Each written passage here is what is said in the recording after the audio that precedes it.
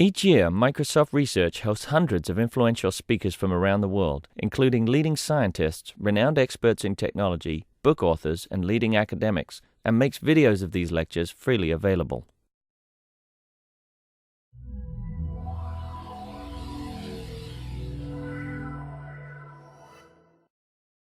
Thank you very much for those of you who are here, and thank you very much for those of you who are watching us remotely.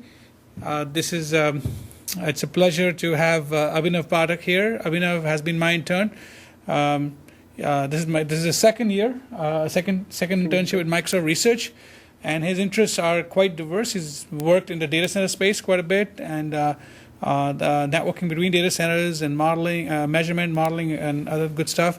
But I asked him, his true passion is in smartphones and mobility, use of mobile phones, etc. And he's been working on some really interesting ideas related to energy management in phones. And energy management, as you know, is a really important area.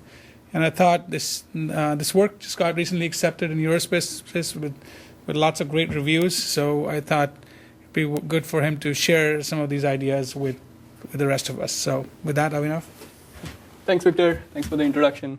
Hello, everyone. I'm Abhinav Pathak. I'm here to talk about our work, fine-grained power modeling for smartphones using a system called tracing. This work has been done along with my advisor, Professor Charlie Hu from Purdue, and with Ming, Victor, and Yimin at Microsoft Research. This is year 2011, and I don't need a motivation slide to say that smartphones are really important. A lot of people use them. It's an accepted fact. But what I'll talk about is one of the most crucial aspects of smartphone that people face today is the energy. Because smartphones have limited battery time, limited battery life, if you are a moderate to heavy user of smartphone, you have to carry around a charger with you all the time. You need a car charger, you need a charger in your office, you need a charger in your home, and you may need to make sure it doesn't run out. Now, we'll ask a very innocent question. Why do we want to save energy on smartphone? Well, obviously, first thing is a moderate or heavy user, they can charge once a day. Go to your home and charge and you're happy. But second thing is even for light users or people who don't heavily depend on smartphones today a lot, you can provide a lot more functionalities on the phone. You can enable continuous sensing, you can provide them lots of applications, services, and even the dreaded background applications, antiviruses, search indexing, and so on. Now, the first question that we need to ask if we want to save energy is, where is the energy being spent? Which component of the phone is consuming a lot of energy? Which application, which process, which thread? Can you go ahead and ask which function in your code is consuming a lot of energy? And why do you need a fine-grained measurement is actually because we are targeting at developers. We can give them information that this function, this particular sets of function consumes the most energy. These functions you can probably decrease the energy. These functions you cannot decrease the energy. They are already optimum. What do we do with the measurements is, one thing is you can provide app developers with the heat map, and while you are doing measurements, you realize how do components interact, how is energy dissipated in the phone, and you can develop OS level strategies like scheduling. How do you schedule devices so that you can save energy? So with this in mind, we go ahead and let's throw out the simplest way how to measure power. The simplest way here to measure power is buy an expensive equipment, $771, a monsoon power monitor, and you perform a 20-step surgery on your phone. Bypass the battery, connect the terminals, connect the monitor to an external power supply, and then you run your application. It gives you a nice graph that this is the power consumed, this is the energy consumed here. Now, in this approach, even though it is very expensive, is your mobile anymore? You are hooked to your desktop. You are sitting right there, you cannot move. Can you do the measurements in your car? It's very difficult. I know people who have done that. I know what are the problems there. And the second question is, does this answer which component, which process, which thread is consuming energy? This will just give you an overall how much is the device, an overall estimate. The device is consuming this much energy. Your phone is consuming this much energy. The silver lining here in this methodology is it is absolutely fine-grained. It gives you a measurement every 200 microseconds. It gives you, at this particular instant of time, this much is the current draw. We'll keep this in mind, and we'll proceed to what people do. How do people model energy consumption on smartphones? Feel free to stop me at any time for questions. Power modeling on smartphones. We'll talk about the state of art, which is a very intuitive way to model smartphone energy consumption. So there are several devices, there are several components on the phone. You have the screen, you have the SD card, you have the CPU, you have the wireless, 3G, GPS, so on and so forth. So in this approach, what do people do? There are two phases. One is the training phase, one is the prediction phase. Your ultimate goal is to predict what is the energy consumption. So what you do is, in the training phase, you calculate on an average what is the energy spent per byte of transfer, per byte of send or receive. On an average, if I use CPU for 100%, how much is the energy does the CPU consume? Similarly, if I write 1 byte on the disk or some number, how much is the energy being consumed? And then, during the prediction phase, every 1 second, I'll read /proc like counters, which gives me aggregate statistics. In the past 1 second, this much CPU was used, this much bytes of data was sent, received, this much bytes was written to the disk, and so on. And then I'll multiply with these numbers, use a linear summation, and this is my predicted energy. Have you tried the model like this? Yes, it fails miserably, and even. How did you compute the average energy per byte sent received? Because it varies completely with functions such as dormant int and characteristics of the network, and right. It varies hugely with the size of the data that you're sending and receiving. Right, absolutely. And that is what I'll show in the next slide. Even before I show you the numbers, I'll convince you it's not going to work. We even tried it with numbers. I'll have towards the end. Pretty well if you adjust for those, but I'm curious to see. Sure. Let's see why this strategy doesn't work. I'll rewrite the equation. Predicted energy consumption is a linear summation of how much is the utilization, and so on. Now, the first fundamental yet intuitive assumption this model makes is only active utilization implies energy consumption. That is, only if I'm sending and receiving on the network, I'll consume energy, nothing else. Only if I'm reading, writing to the disk, to the SD card, I'll consume energy, nothing else. What we found out that on today's smartphone, this assumption is wrong. Smartphones continue to withdraw a lot of energy, to consume a lot of energy, even though you're not actively using the device. Sorry? So I have examples right on the next slide. What do I mean? A simple example could be you open a file, you consume a lot of energy. You close a file, you consume a lot of energy. You close a socket, you change the power state. Well, the best example is sync email, and your phone will consume a lot of energy.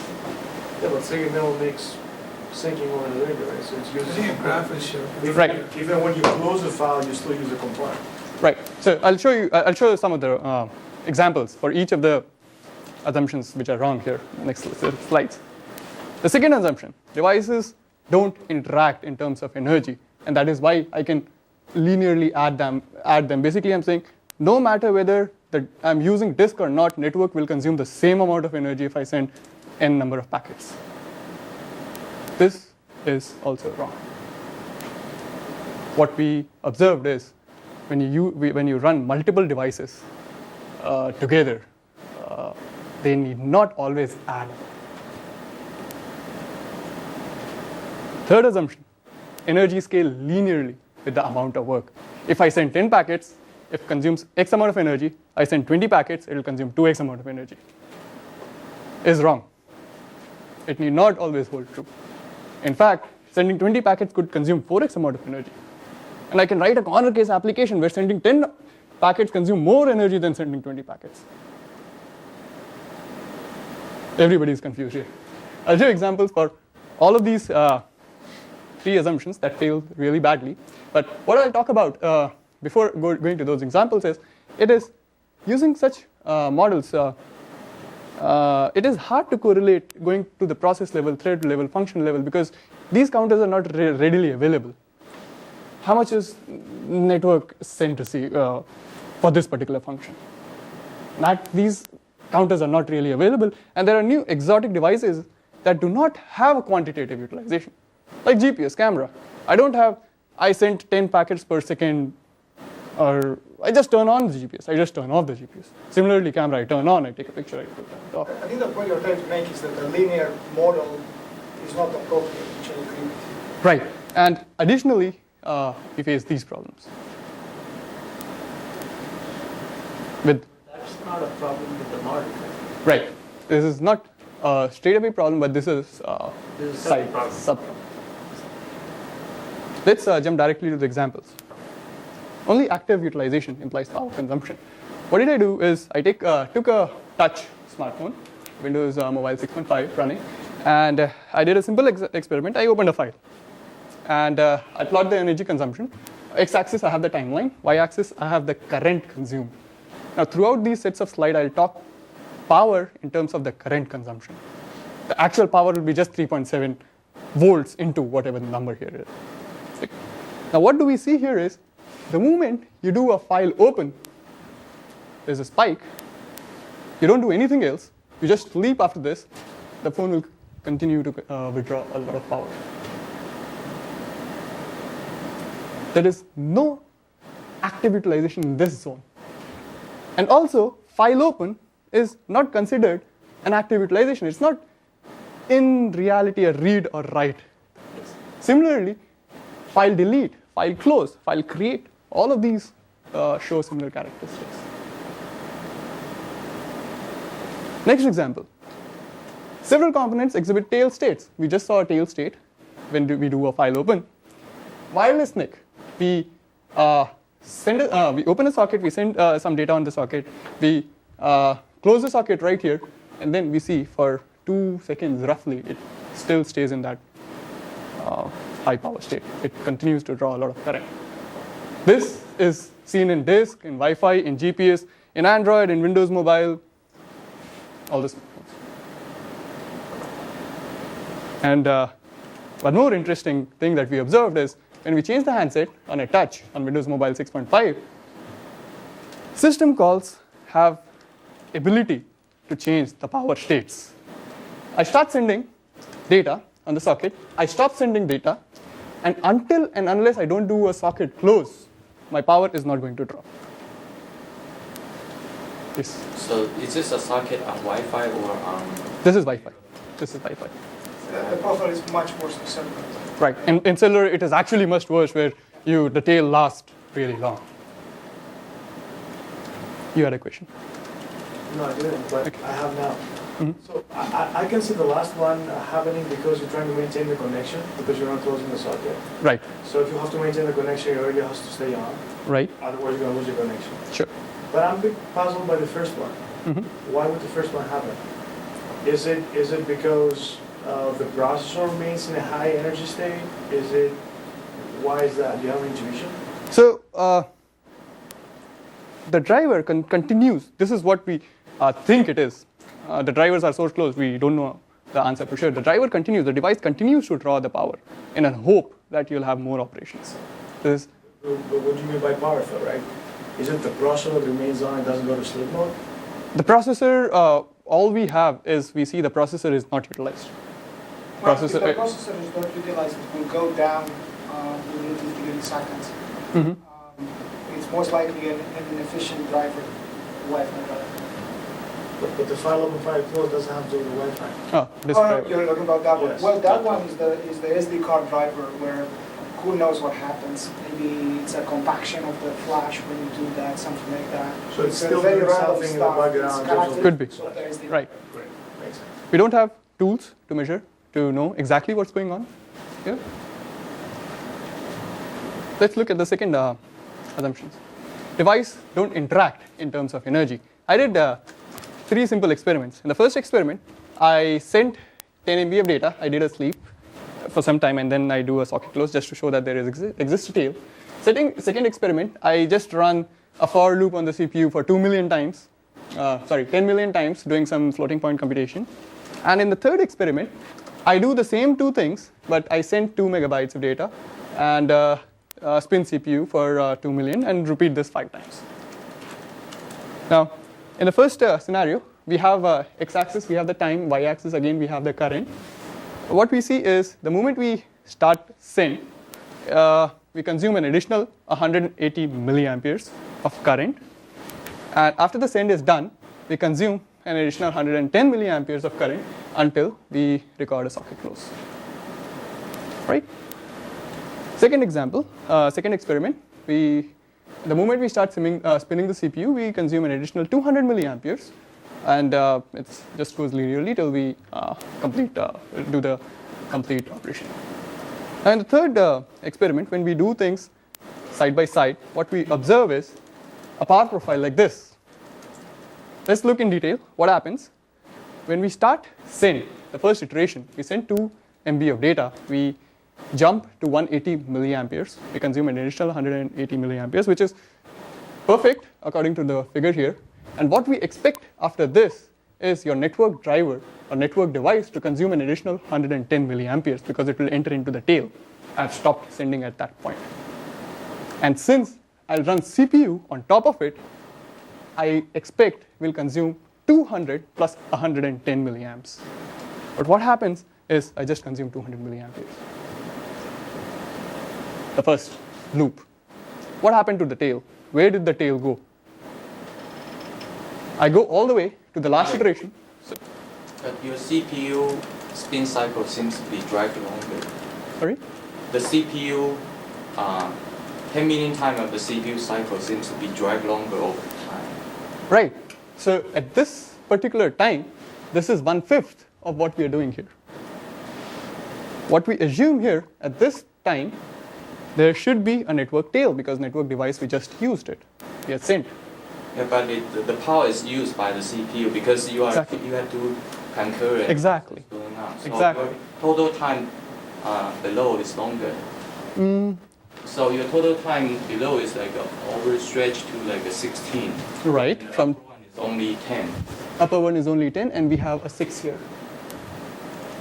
I guess the point is that you can't add up. That's the basic point. Right. The point is. You're right, and he's right. Right. But the big point is, meta point is, you can't just look at numbers and add them up and say this is how you compute. So what we see is during the last send, after the last send is completed, we have a last CPU spin, and the moment last CPU spin is over, here, there is a tail, 110 milliamperes, and after we do a socket close, it's vanished. Clear case of devices are interacting with each other in terms of power. The last Devices, I guess you're talking about like components inside the components. not devices. The third example, energy scales linearly with the amount of work. I took a Titan 2 phone on Windows Mobile 6.5. I did 2 experiments. I sent packets at a rate of less than 50 packets per second. Choose any number, choose any bytes per packet. Second experiment, I sent packets at a rate of more than 50 packets per second. Again, choose any number. You can choose 55, 45. And what we observe in the first case, this is the power consumption graph. What we observe is, in the first case, we consume only 100 to 125 milliampere spikes whenever we do a send. And in the second case, there's a 325 milliampere spike. So if you're sending 45 packets per second versus 55 packets per second, you're consuming 3 times the energy. The integration of the energy is at 3 times or about the same or smaller? That depends on a lot of factors, because the moment you are sending above 50 packets per second, you are incurring a tail also. So you have to take that into account as well. Right. Now, my point is that we have experiment showing that if send it faster, actually the overall energy, total energy consumed is actually usually less than slower There's speed. something missing here. In general, it's much better from an energy perspective to send big chunks than sending small chunks, more big chunks once than sending small chunks. So, I don't know what the bug might have been here, but I think there's some bad things with the data in this case. So what The point that you're trying to get across is that there's no linear correlation. there is no linear correlation. Right? So There is no. So in terms of energy, when we do an integration, even then, this ratio nearly holds true because it's already a 3-time ratio. We'll still see 1:2.5, 1:3. And when you add a tail along with it, you're really talking about big ratio here. All the smartphones we tested one Android, 2 Windows Mobile, exhibited this. It looks like a particular number of packets configured somewhere that dictates when do you jump to a power state. It dictates how much power you're going to consume. And I'll call these as intelligent optimizations written in the device driver. That dictates how much power goes down. Any questions here? What we have learned so far, state of power modeling assumptions are wrong. I'll show you the numbers that they don't work. And there exists a notion of power states here in the device drivers. What we have hinted so far is device drivers, they have intelligent power controls. System calls, they act as a nice triggers in power consumption, and definitely there looks like a scope for energy optimizations. We can probably do something intelligent based on top of all this, whatever we have seen so far. What are the challenges in measuring fine-grained energy? It is that the device drivers are closed source. They are just binaries. We don't have the code, and we assume that we cannot get any information out of them. We cannot get when was the packet sent out. We cannot get when was bytes written to the disk, and so on. So our modeling, the aim is very simple. We want to reverse engineer the power logic present in the device drivers. And we'll do a black box reverse engineering here because it's closed source. We use something called a finite state machine instead of linear regression, adding up everything linearly. And finite state machine is basically simple. It consists of states and transition. States is a notion that says that it represents an abstract power state. It shows how much power is consumed by the device if you are in that state. So how do you define a power state? Will come. Transitions could be basically anything. It could be a timeout, it could be a system call, it could be any other condition. For example, sending more than 50 packets per second. Nodes in our finite state machine represent the power states, and there are two kinds of nodes here. We have one is productive, one is tail. Productive nodes are those where you actually do some work, and tail nodes are those which are just you're not doing any work until the energy is being consumed. Edges are the transition rules, and we make an assumption here that device drivers implement very simple logic, powered logic, like based on simple history numbers. How much was utilization last time? Do I have to open a connection? Do I have to do this? Do I have to do that? Based on this assumption, we'll try to reverse engineer the power model. And the methodology is very simple. We model energy consumption using system calls. System calls give you a very nice interface where you can sit down and watch what all the applications are doing. System calls is the only way application can access the hardware. And once if you see the system calls, then you can figure out how much is the device being used, which process is using it, which thread is using it. You can also say what are the non-utilization calls there. And whatever the kernel does below, we have no idea. We just treat it as a black box. And we use a very simple, I call it systematic brute force approach. It's a reverse engineering where first step, we model each individual system call. Once we have models, these finite state machines for every system call, I'll go ahead and club finite state machines of different system calls that access the same component. For example, the wireless. card. And step 3 is I'll try to club finite state machines of different devices, different components. I'll try to club CPU, disk, network, and so on to get a giant finite state machine for the entire device. Let's look at step 1, modeling a single system call. Let's say there's a read, give a file descriptor, give a buffer, give a size, and this is how the power profile looks like. X-axis is the time, y-axis is again the current. We do a disk read, it jumps to a highest power state, it continues to consume a lot of energy till it falls down. We'll transform this into a figure like this, where we say you are at base state, state number 1. You are at base state. You do a system call here, and you do a transition to another state called D1. At state D1, you consume some amount of power. After the work is completed at state D1, you come down to state D2 and you consume some amount of power for some duration of time. How do you label D1 and D2 states? Sorry? How do you label D1 and D2 states? How do we label? It's because they are different, they consume different power. Yeah, in the real power trace, you might get like more than 100 different power spikes, right? Sorry? In a reasonable power trace, you might get more than 100 different power spikes. Big. It doesn't make any sense to label each one as a state, right? So we are doing one system call at a time. We know exactly in the power profile, exactly when was the system call started, when was the system call ended. And we are trying to analyze everything in between that. Definitely there are a lot of spikes caused by other components unknowingly we are not running. For example, the phone keeps on. What I'm trying to say is if you use a system call as a black box, there's no need to define states within this black box. Just integrate the whole thing as an energy and it should be done. It's not that simple because we'll induce error there. Because this is just a simple system call and we are seeing different states here. So what we do is we come back here and we make a power model, a finite state machine.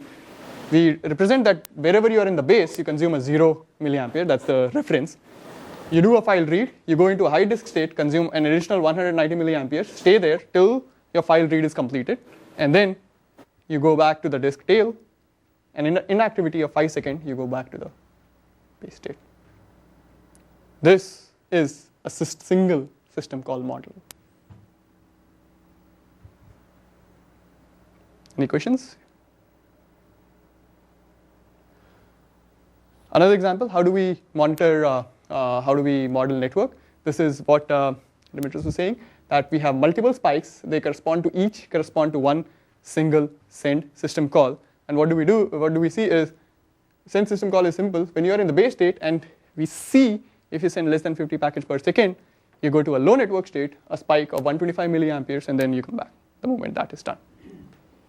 And we found out that when you increase the amount of data you are sending, amount of packets you are sending, you go to the low network state, and when you see you across the 50 packets per second threshold or Titan 2 phone, you jump to a high network tail of 280 milliamperes, and then you see spikes there. Yes? So don't these numbers like 280, 325 depend on how far I am from the setup? Right, it does. For the simplicity, here I've just said, let's say we have a good signal strength here.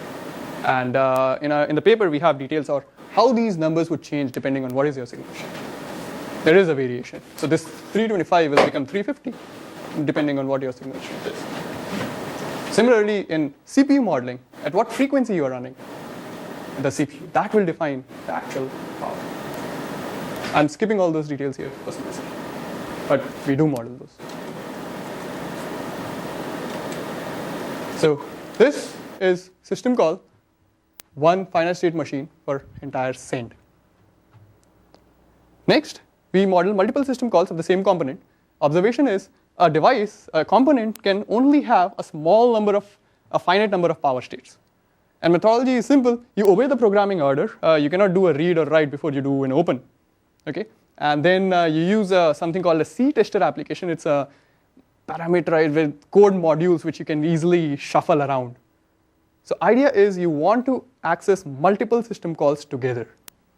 and see if they generate a new state. I'll show you how do you do it, and what you do is you identify and club similar power states. So basically, your send system call has a power finite state machine like this. Your close system call, socket close, has a finite state machine like this, and you see that these two states are same. The base state is same. You just compile it. You go on combining multiple system calls going to the same component, and at the end you'll reach what is the finite state machine for an entire component. This is very simple brute force approach. You're trying to access different system calls in different states. That's it. Modeling multiple components, we continue this approach. We have the observation that different components interact with each other. Methodology is, again, you try to reach different combination of states from different places, and you see whether there are new states or transitions. I'll show you one simple example of FSM snapshot for an entire device. This is a Titan 2 phone on Windows Mobile 6.5. This is how does the networking finite state machine look like. You start from the base state, you go to a low network if you're sending low packets, you jump to the high network, and then you have the spike here. If you have to annotate CPU on top of this, you'll try to run a program when you are in network tail state. You run CPU and you measure the energy consumption. You'd model it as another state. Similarly, you run CPU in a high network state and we realize it consumes the same amount of energy. It doesn't go anywhere else. Then, suppose this is the disk part. You're at the base state, you access disk, you have the disk tail. If you're in the disk tail, if you access CPU, you get a new state here. It consumes 130 milliamperes. Similarly, if you access disk, when you have a device in network tail state, there's a new state. It all looks combinatorially. Here you'll blow out, you'll have a lot number of states, you'll have a lot number of transitions, but what we found out is most of these states are same. And for 3 devices, say disk, CPU, and network, we can contain under 12 states. So the combinatorial concern, how many times you have to try, this is a brute force approach. Most of the components, yeah, you have a question. So that was an interesting diagram, but it seems to model the tail only by one phase. Can you model your state machine with more than one tail? We haven't seen a device that have 2 tails. Actually, 3G devices behave just like that. They have, there's something called latency. It actually have 2 tails. Right. Sure. So, yes, we can model multiple tail states. But for all the devices that we tested, we just saw at most 1 tail state, at most 2 productive states. But this doesn't stop us to have that kind of modeling where you have more than 2 productive states or 2 tail states. Tail is the idle state. The productive state. I'm saying the tail state. Right. There could be 2. Right. We can do that. So, now, one of the aspects here, one of the problems we see is the combinatorial approach. We are trying to access different states together, and you can quickly run into a large number of testing. Now, what we found out is most components, they have 1 or 2 productive states, and most components we tested, they have at most 1 tail state. Some even you have 2 tail states. You're talking about 15 to 20 combinations for 3 or 4 devices, 3 or 4 components. And since power modeling is a one-time effort, we can say that this is once you have to do it and forget about it. So a long time, spending some time on this is acceptable. What we are working on is we are working on to automate this procedure. This procedure is currently manual. We're trying to automate it, run applications which can which can decide whether it's a new state or old state, get the model outside. Regarding the completeness of the power modeling, theoretically, a device driver can implement any number of complicated optimization. If it rains outside, then use this much power, otherwise use that much power. Nobody is stopping him to do that, let's say if he can detect. But ideally, device drivers, they are not that complicated. They are pretty simple. They are based on simple history information, and practically we saw that simple techniques are used and we were able to do reverse engineering for most of the devices we saw. Let's jump to implementation. We implemented system call tracing on Windows Mobile 6.5 and Android. We used CE log. We extended CE log to log additional system calls. It's just a layer above the kernel where we sit down, see all the application. We log down what are the system calls, which application, which thread, what are the parameters, when was the return, everything. In Android, we used Android sits on top of Linux kernel. We used system tap, a framework to log any calls in the kernel. And since Android has Dalvik running on top of it, they already do some kind of optimization for applications running on top of Dalvik. So we have to log additionally what is going on in Dalvik. Our paper contains details of why do we need to do these steps and so on. Evaluation, we use 3 handsets, Titan 2, a touch, HTC Magic, 2 running Windows 6.5, 1 running Android. And I've shown most of the finite state machine results on top before here. What I'll show here is the accuracy numbers. So we did end-to-end energy estimation. What we did is we chose a lot of applications, Grubbeer, Maps, Facebook, YouTube, Chase, Wirescan, Photo Uploader, so on for different for both Android and Windows Mobile 6. We ran the applications. Some of the applications were run for 10 seconds, some 20 seconds, and we measured what is the predicted energy, what is the actual energy, and what is the error in estimation. So this graph plots the error in estimation using our model, the finite state machine model, and the state-of-art linear regression model that we talked in the starting. And the y-axis plots the error percent. What we see is our model, we are under 4% of end-to-end error estimation in all the cases. Linear regression, it performs fairly well in this case. Some of the errors are less than 1%. Some of the errors go as high as 20%. Now, yeah. It's not really a modeling technique you're proposing. It's more or less that the linear regression is ignoring some of the patterns. Exactly. The underlying devices, right? Exactly. And the point here I'm trying to make is even in common applications, it hurts when you miss these particular images. Now, let's see what happens when we look the energy consumption under a microscope. Right now, we are doing only end-to-end energy measurement. So what do we do in the next set of slides is, let's say an application runs for 10 seconds. Okay, I want to find out at smaller time intervals, did we predict correctly? So I split this 10-second interval into 50 milliseconds bin, and for every bin, I compute what is the error in estimation. And I draw a CDF of all this. We have the CDF for our model, we have the CDF for linear regression, and we have different applications running on different OSs at both the places. How do we read this graph is basically, let's say this is a point here. We say that 60% of the 50 millisecond bins had less than 10% error. 40% showed more than 10% error.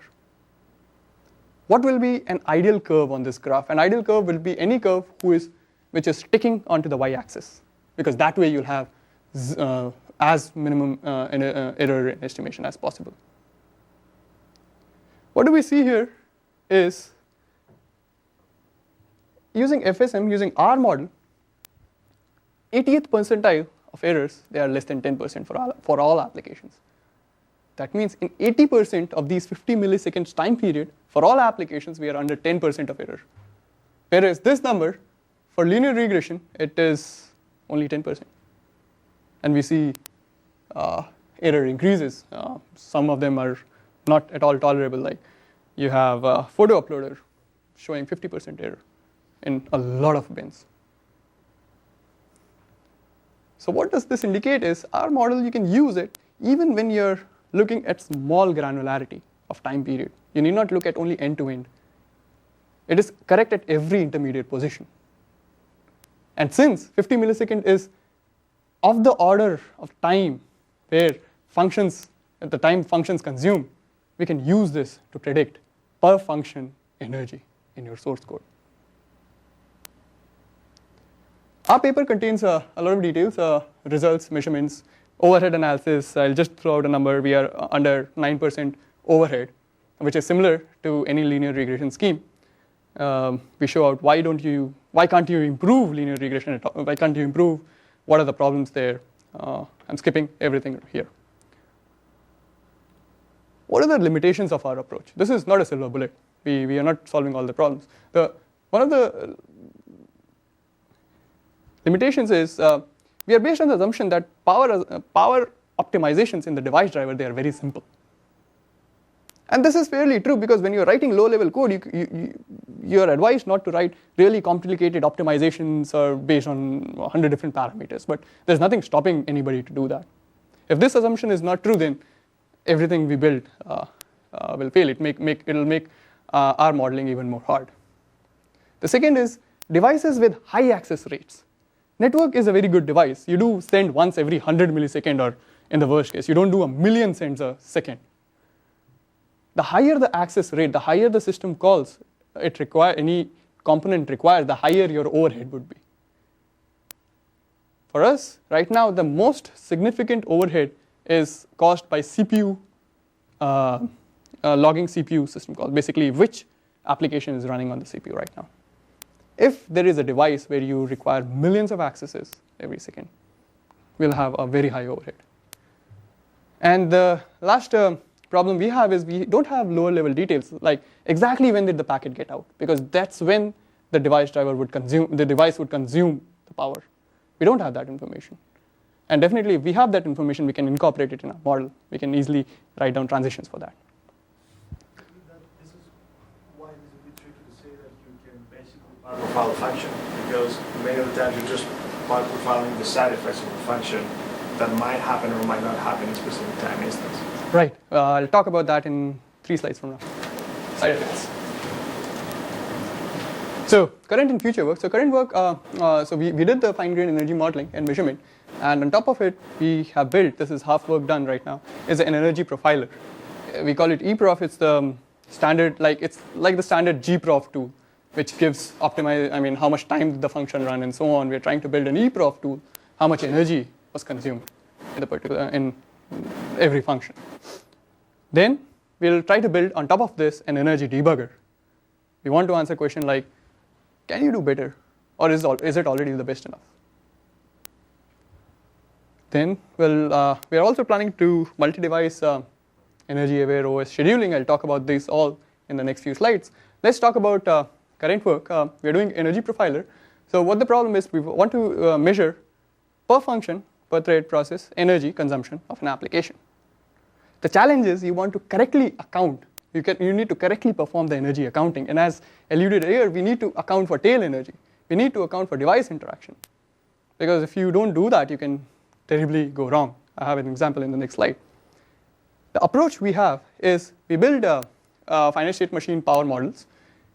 System calls, they provide a very good interface for you to tell which application, which process, which thread caused it. And to answer which function caused it, we currently just mark the function boundaries ourselves. Later we'll use compiler techniques. And we use a methodology called pinning to handle the tail side effects. What does it mean? Let's say we have a program, a very simple program. Main calls 2 functions, F1 and F2. F1 does something, then it does a network send, and then F2 does some CPU on the mobile. The power profile looks like this. X-axis is the time, y-axis is how much power or current consumed. Let's say the function F1 started here. It did a network send. Network send completes there. F1 ends there. Function F2 starts there. F2 ends here. And the network tail ends here. Now, if you use strict timelines, that is, F1 started at that point, F1 ended at that point, so the energy consumed by F1 is only the area in that graph. You will say F2 consumes the energy, only the area in this graph, and then you'll have no answer to the question, who consumed this energy? Your F1 and F2 will go over, your application is done. How do you account for this energy? Now, ideally, what you need to do is, we will ask question, how much F1 would have consumed the energy if there was no F2? And that would be all the area in this part. If there were no F2, it doesn't consume an additional CPU, the power profile would have looked like this. And what we say is this should be the entire F1 energy. And only this should be the energy of F2. So the pinning methodology is basically simple. We pin functions based on what devices they use. And then we attribute the tail to those functions that are pinned for that device. So if a function is pinned for network, it will be accounted for network tail. If a function is pinned for disk, it will be accounted for the disk tail. Yes? What happens if we have two functions that both access the radio? That is a tricky question. What happens if you have two functions? Because That's what I'm asking. right, the simple approach could be you can split the tail energy, let's say. But that need not be correct all the time. Exactly. Because if those functions were executed differently, you may not cross the threshold. You can only send 40 packets, but they run together here. So this you can give as a hint to the programmer. Say, here is a way to debug energy. And this needs a policy on top of it. How do you decide? I think one thing, Yeah, go ahead.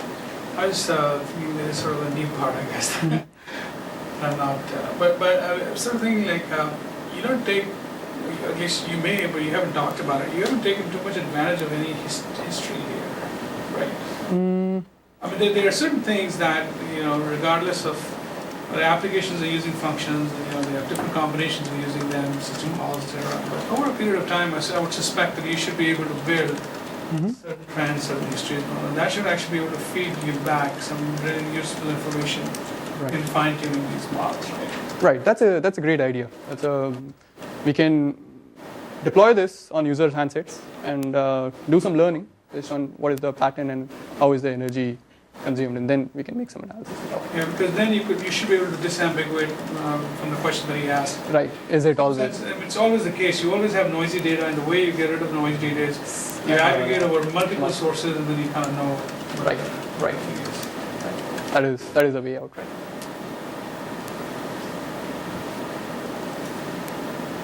So what we did is we took a photo uploader application. It's very simple. It has a GUI.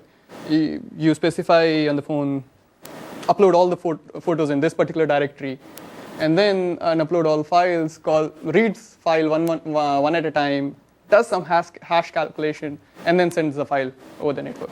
It does that for all the files. And what I have plotted here is how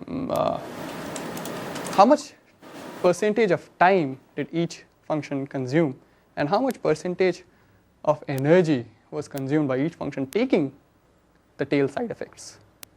And what we see here is send file, though it consumes 50% of time, it consumes roughly 70% of the energy.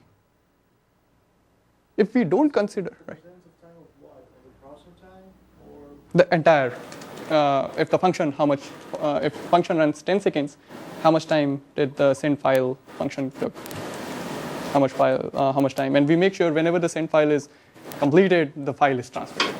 It's not buffered. so it's not CPU time? It's not CPU time, it's end-to-end. So what do we see here is there's a lot of disparity here among. Percentage of what? I'm confused now. Okay, so the blue bars, they show what is the percentage of time spent in this particular function when we use a real clock. Compared to what?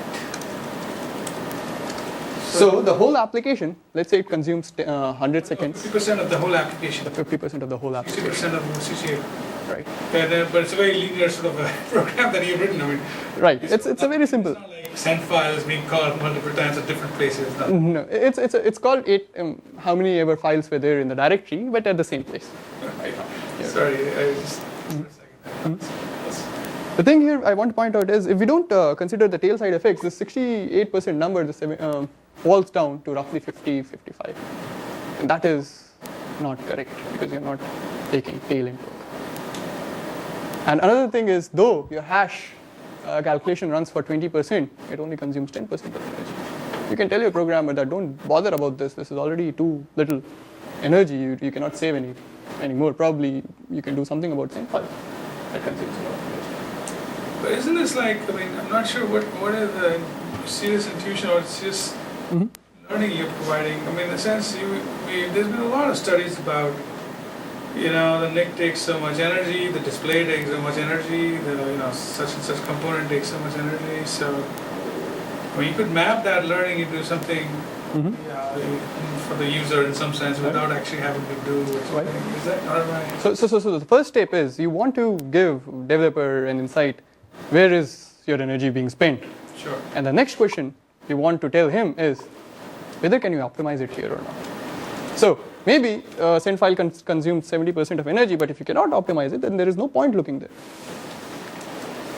I guess you're saying is that you are doing it at the system call level. That's the difference. Right. Yeah. But this particular system call takes this much. Exactly. And then using that, we pin it onto the functions. I am trying to understand this because you are looping through a file to do read file hash calculation and send file. Send file and read file are blocking calls. So Right. I am not sure if I can just separate them as read file, how much time hash calc, how much time send file, how much time. That is from the user level, but go down to the lower level before the device, some of the send file might be doing some concurrency. So Because they can be blocked and then go back to the read file and do some hash calculation. Right. So Right. they are probably not easy to have a very clear cut of how much time read file actually use. right.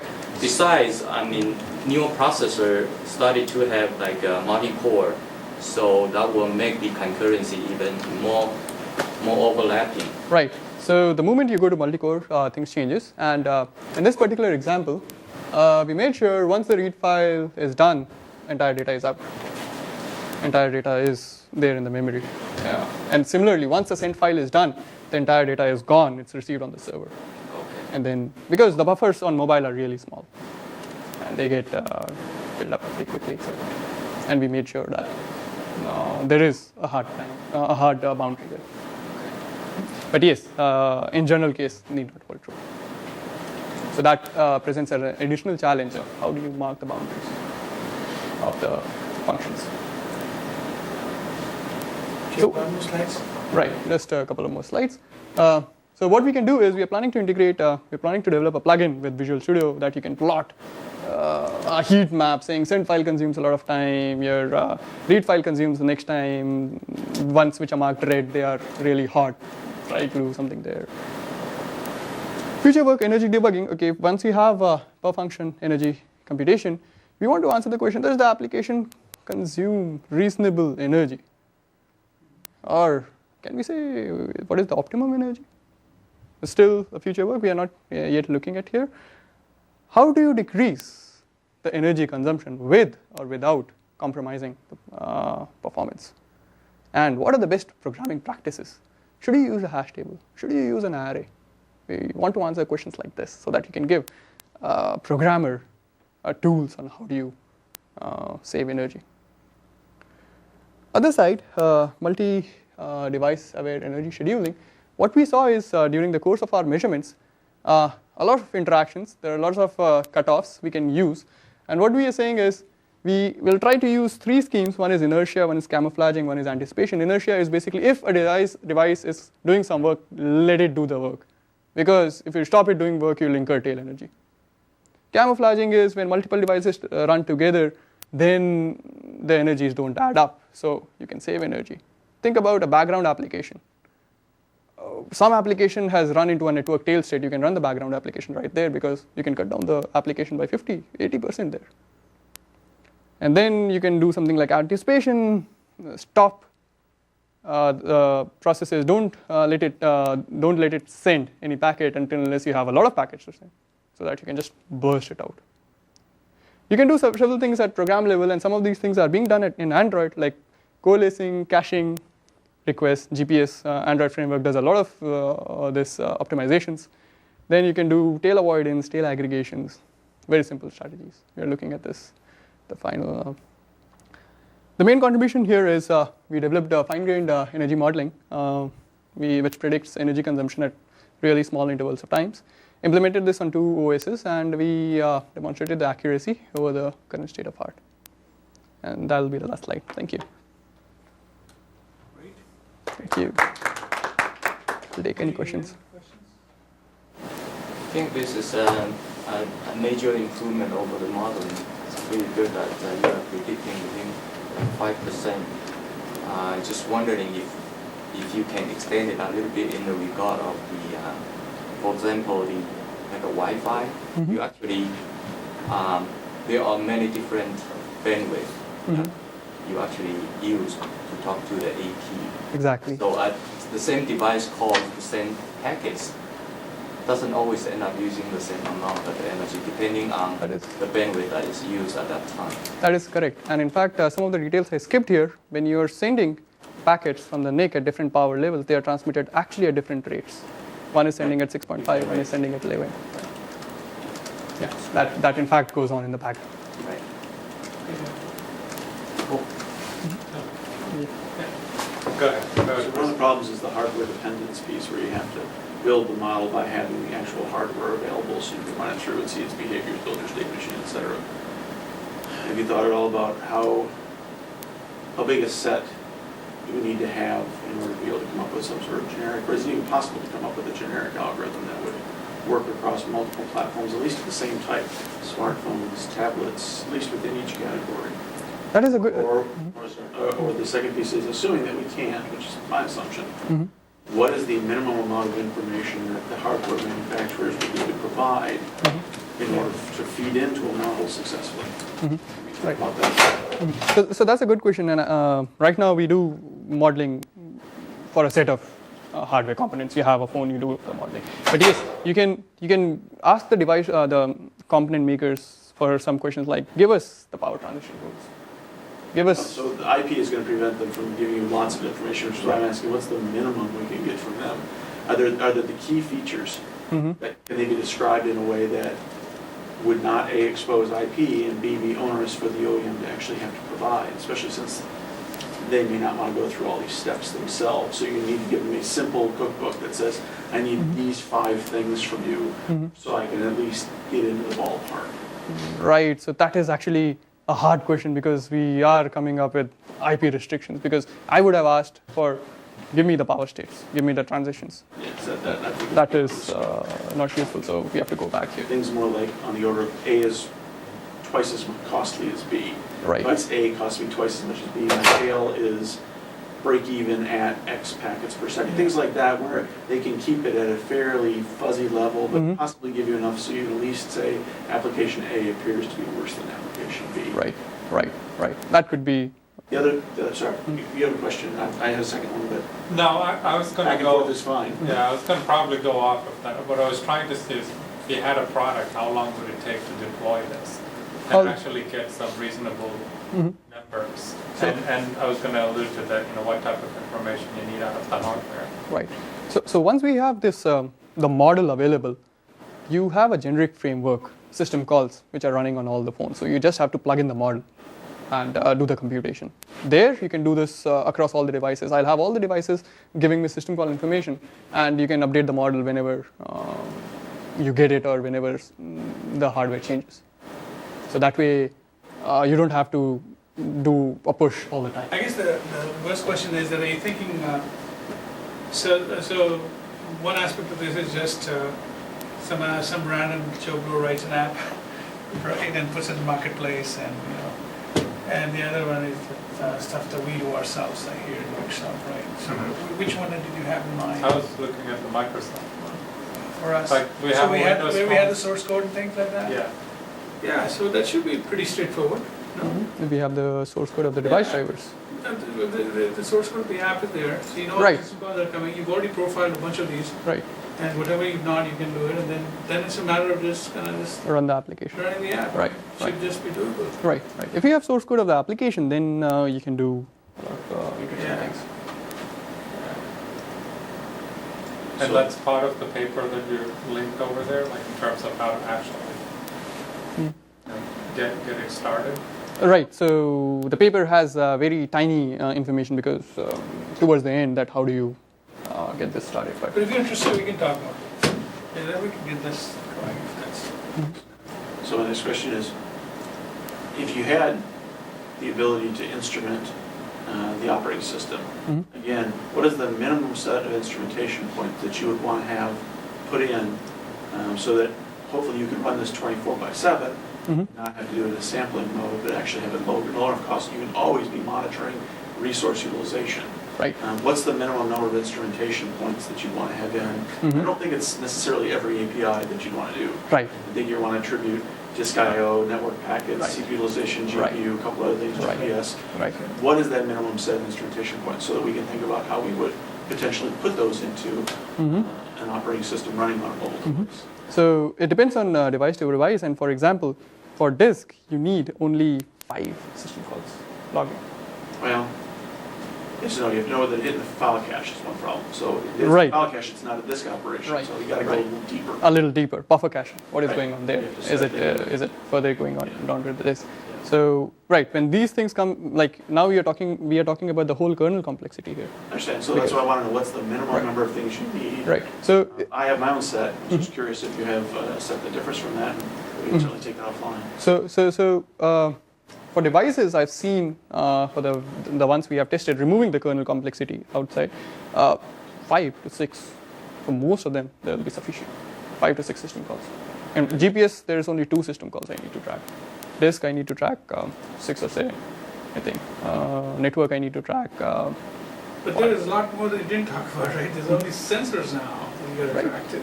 Right. I don't necessarily have good models for it yet. So sensors, for example, let's say GPS. Accelerometer. You have one start, one end. Start accelerometer, get readings, stop. It consumes nearly linear power. So that way we are really good there. Camera, for example. Start the camera hardware, close the camera hardware. We are really good.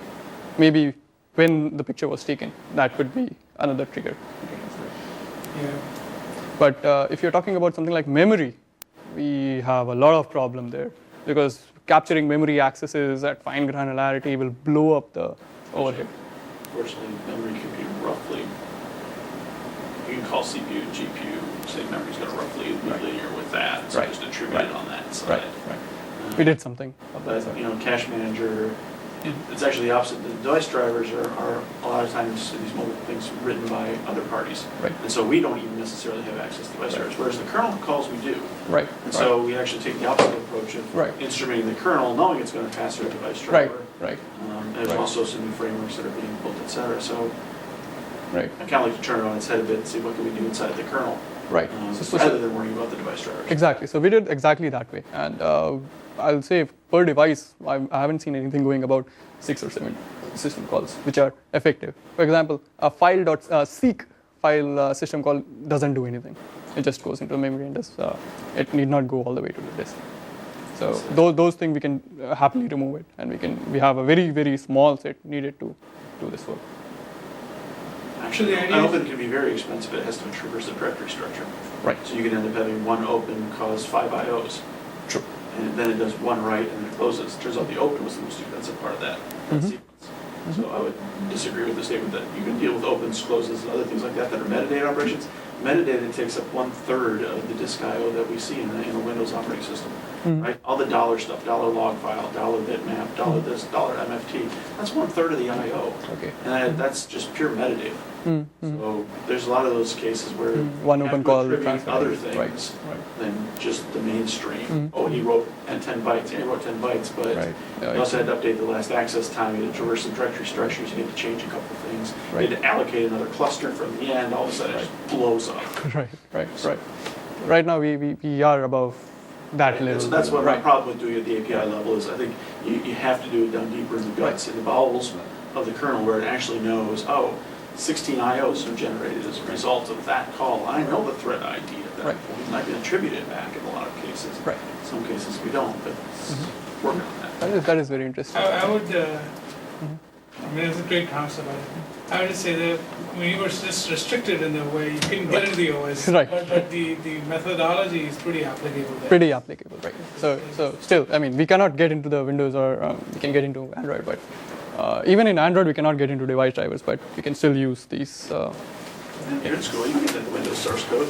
We give out source code licenses to schools. That is Of course, I wouldn't want you to be scrubbing through the cache manager on your own. All right, thank you. Thanks. Great, good job. I'll, I gotta go run back. Sure. Thank you very much. Thanks.